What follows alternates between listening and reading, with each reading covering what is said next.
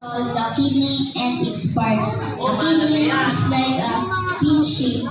There are two kidneys, the left kidney and the right kidney. Kidneys remove waste products from the blood and produce urine. Kidneys helps control your blood pressure. Aorta. Aorta is transfer blood to the kidney where it is filtered. The vena cava is a main blood vessel that carries blood to the kidney and ureter. The renal vein. The renal vein returns the blood to the heart from the kidney. The renal artery. The renal artery supplies blood to the kidney and its nearby organs. Each kidney has a narrow tube called ureter. The ureter, this is where the passage of the urine is. Kidney to the bladder. The bladder functions. This is where the urine comes out. And did you know the right kidney is slightly lower than the left kidney?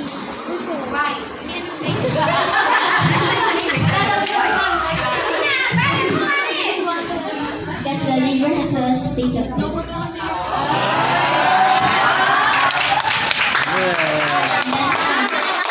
Thank you, James.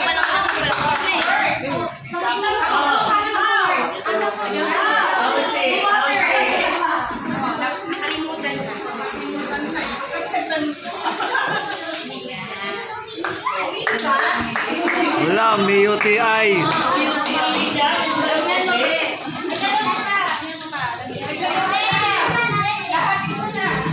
Ako nahihita ka, ano?